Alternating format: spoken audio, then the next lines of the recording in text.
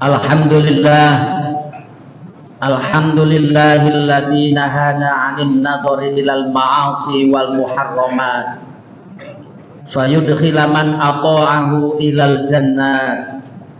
Asyhadu an la ilaha illallah wahdahu la syarikalah rabbul ardina was samawat wa asyhadu anna sayyidana wa maulana muhammadanil amiri jami'i af'alit ta'at. Allahumma salli wa sallim ala man biyadihi anwarul mu'jizatil bahirat wa ala alihi wa sahbihi wa man tabi'ahum bi ihsanin ila yaumil ma'ad. Amma ba'd, faya ayyuhal hadirun, usini nafsi wa iyyakum bi taqwallahi faqad fazal muttaqun. Wa qala Allah ta'ala fi kitabihil karim, bismillahirrahmanirrahim, qul lil mu'minina yaghuddu min absarihim wa yahfadhu furujahum dzalika azka lahum innallaha khabirum bima yasna'un. Shadaqallahul azim. Hadirin sidang Jumat Masjid Al-Mahdi rahimakumullah. Dalam 10 menit atau maksimal 17 menit ke depan, izinkan saya menyampaikan khutbah Jumat dengan topik nikmat sekejap, menyesal selamanya. Hadirin jamaah Jumat rahimakumullah, seperti yang kita ketahui bersama, beberapa hari terakhir ada viral di medsos, media sosial, tentang perselingkuhan seorang dosen dengan mahasiswi. Juga ada perselingkuhan seorang dokter dengan mahasiswa. Ini menjadi renungan kita semua, hadirin rahimakumullah. Padahal kejadian itu atau sang pelaku masing-masing sudah punya pasangan yang sah. Yang satu sudah punya istri yang kebetulan dinas luar kota, dan yang satu punya suami yang kebetulan sedang pendidikan perwira. Namun hadirin rahimakumullah, kejadian dan peristiwa seperti ini tentu masing-masing dari kita pernah mendengar, pernah mengetahui, entah itu di kantor, ketika kuliah, atau di tempat lain. Karena lazimnya seorang laki-laki senang dengan seorang perempuan, juga sebaliknya perempuan senang dengan laki-laki. Tapi hadirin rahimakumullah, yang menjadi masalah adalah ketika hubungan itu tidak diikat dengan tali syariat, sehingga jadilah itu viral dan terus kemudian tersebar kemana-mana. Padahal mereka dan kita semua tahu, paham, dan pernah mendengar atau bahkan hafal firman Allah Subhanahu wa ta'ala dalam surat Al-Isra ayat 32, wala taqrabuz zina innahu kana fahisyatan wa sa'a sabila. Janganlah kalian mendekati zina, sesungguhnya zina itu perbuatan yang sangat keji dan jalan yang buruk. Hadirin rahimakumullah,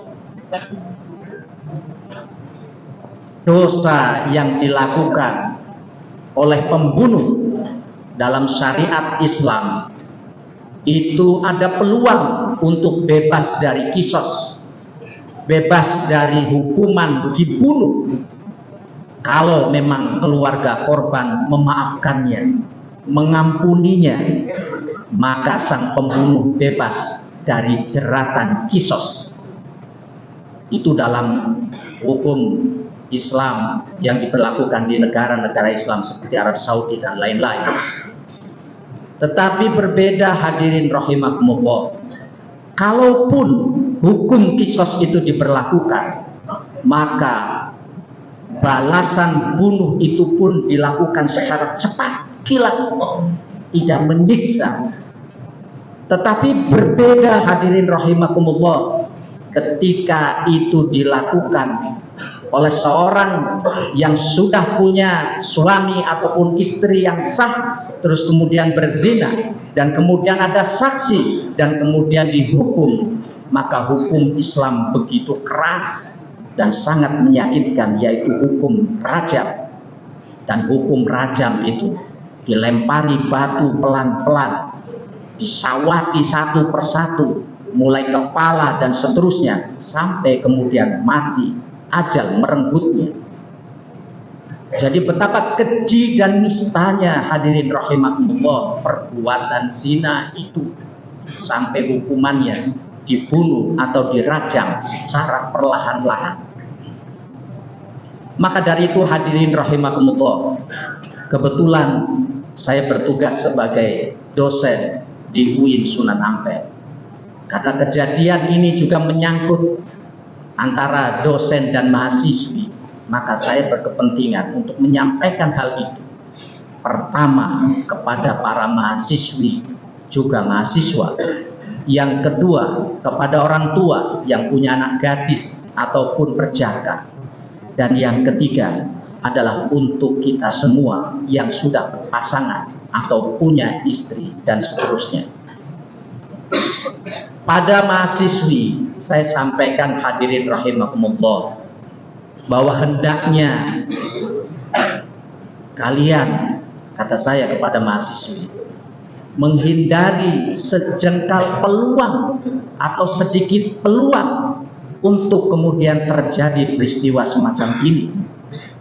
Kalaupun itu Anda dipanggil oleh seorang dosen untuk konsultasi akademik, konsultasi skripsi atau yang lain, maka hindari pertemuan itu di luar kampus. Bertemulah dan konsultasilah saja di kampus. Kalaupun terpaksa di luar kampus, maka ajak teman kalian untuk mendampingi kalian menghindari hal-hal yang tidak diinginkan. Dan kemudian saya pun mengingatkan, khususnya pada diri saya sendiri yang kebetulan punya anak gadis, ataupun hadirin sidang Jum'ah rahimakumullah yang barangkali punya anak gadis. Survei dan riset membuktikan bahwa anak-anak gadis atau perempuan-perempuan yang dalam tanda petik bermasalah, berpacaran lebay berlebihan, ataupun mungkin punya pasangan tetapi mengkhianati pasangannya, itu seringkali terjadi pada mereka kaum Hawa yang krisis kasih sayang dari seorang pria dewasa yang muhrim, yaitu ayah kandungnya, kakeknya, atau pamannya, atau saudara kandungnya. Karena krisis kasih sayang, krisis perhatian, krisis belayan, rangkulan, atau bahkan cium kasih sayang dari seorang ayah kepada anak gadisnya, maka biasanya anak-anak gadis yang jarang dipeluk, dipegang, atau dicium keningnya oleh sang ayah, biasanya mereka cari belayan, cari pelukan, dan cari pegangan tangan dari laki-laki yang barangkali tidak bertanggung jawab untuk mereka.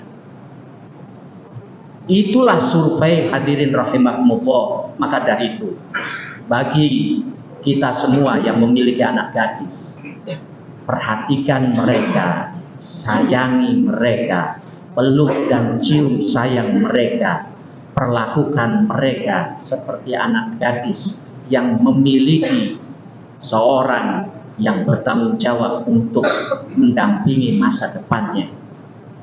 Pun bagi pasangan seperti kita yang sudah berkeluarga hadirin rahimakumullah, apa yang terjadi pada seorang dosen yang ditinggal istrinya tugas di luar kota, ataupun seorang dokter yang ditinggal suaminya tugas keluar kota, maka yang terjadi adalah LDR, long distance relationship, hubungan jarak jauh. Ini rentan hadirin rahimakumullah.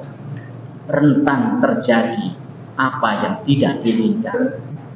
Maka dari itu sebisanya hadirin rahimakumullah, kalaupun kita mutasi keluar kota, maka sebisanya pasangan kita diajak. Kecuali pada tugas-tugas yang krusial yang tidak memungkinkan kita mengajak pasangan kita, maka yang harus kita lakukan adalah pertahankan kesucian pernikahan kita, bahagiakan pasangan kita dan mesrakan pasangan kita.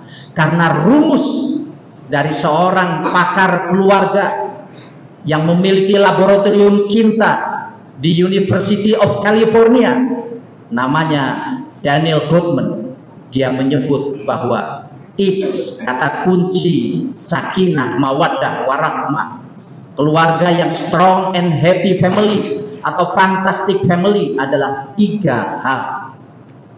H yang pertama adalah holy, suci. Jaga kesucian pernikahan kita, jangan khianati pernikahan itu. Karena ketika kita ijab qabul dalam nikah, dalam akad nikah, malaikat-malaikat menyaksikan semuanya. Ketika kita mengucapkan qabiltu tazwijaha wa nikahaha bil mahril madkur, malaikat semua turun dari langit menyaksikan sumpah suci itu. Maka dari itu, jaga kesucian pernikahan kita.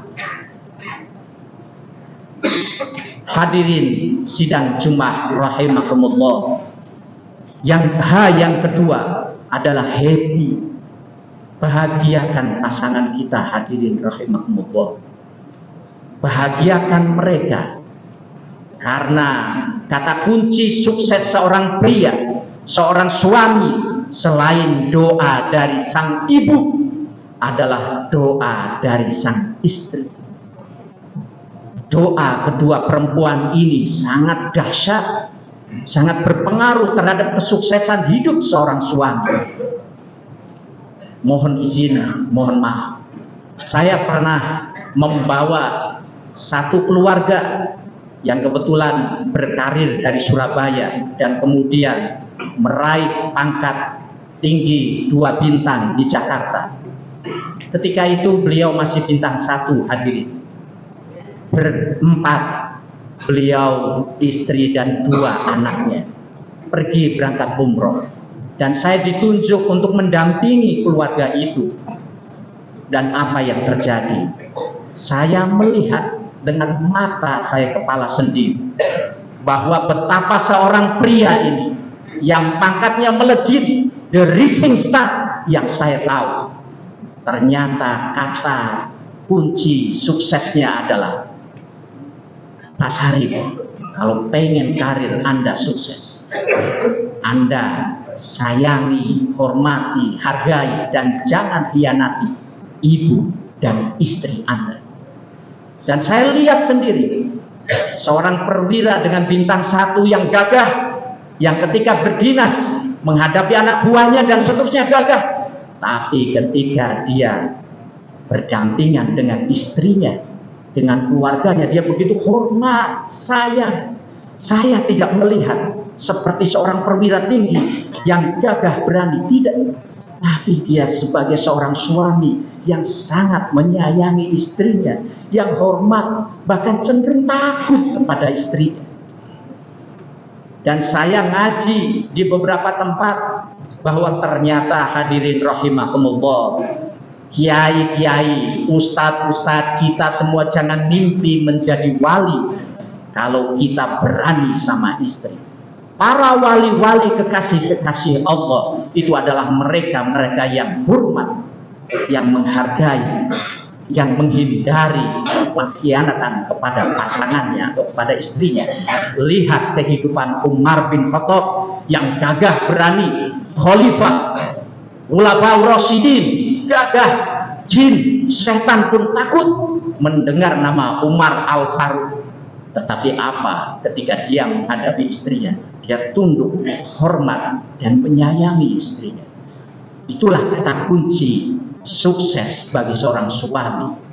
Dan hal yang terakhir adalah mesra, jaga kemesraan kita dengan pasangan kita, hadirin rahimakumullah, agar istri kita tidak goyah hatinya, karena hati manusia itu mudah untuk terbolak-balik. Ya muqallibal qulub, tsabbit qalbi ala dinik. Wahai Zat yang maha membolak-balikan hati manusia, kita berdoa, kita meminta munajat kepada Allah, karena Allah yang maha membolak-balikkan hati manusia. Maka ketika kita menginginkan hati pasangan kita setia kepada kita, kepada kehormatan keluarga besar kita, maka doa adalah cara yang paling ampuh, cara final untuk menjaga keharmonisan rumah tangga kita. Karena hanya dengan doa, hadirin rahimakumullah, takdir buruk bisa terhindar. Mungkin ada catatan di lauhil mahfuz, di blueprint kehidupan kita yang kita bawa sejak kita lahir. Barangkali besok, bulan depan, tahun depan, dan seterusnya ada musibah menimpa kita, ada cobaan menimpa kita, atau ada bencana pada keluarga kita. Itu bisa kita hindari dengan doa, karena cuma doa yang bisa menetralisir takdir buruk menjadi takdir baik untuk kita semua. Maka dari itu, hadirin rahimakumullah, dalam surat atau ayat yang saya baca di depan tadi, qul lil mu'minina yaghuddu min absarihim wa yahfadhu furujahum dzalika azka lahum innallaha khabirum bima yasnaun. Katakanlah kepada orang laki-laki yang beriman, hendaklah mereka menahan pandangannya dan memelihara kemaluannya. Yang demikian itu adalah lebih suci bagi mereka. Sesungguhnya Allah maha mengetahui apa yang mereka perbuat. Menjaga pandangan, menjaga kemaluan. Dalam ayat ini disebut bersama-sama.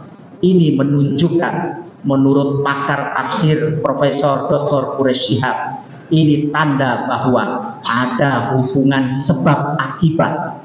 Kalau pandangan kita lihat melihat wanita, maka kita akan diancam dengan benteng kemaluan kita.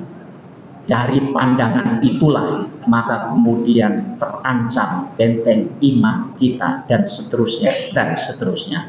Mudah-mudahan Allah Subhanahu wa Ta'ala menjaga kita semua dan keluarga kita dari godaan-godaan yang menyengsarakan hidup kita di masa yang akan datang, dan juga merusak karir dan masa depan kita. Barakallahu li wa lakum fil Qur'anil Karim, wa nafa'ani wa iyyakum bima fihi minal ayati wa dzikril hakim, wa taqabbala minni wa minkum tilawatahu innahu huwas samiul alim. Wa qulu qawli hadza fastaghfirullahal azim innahu huwal ghafurur rahim.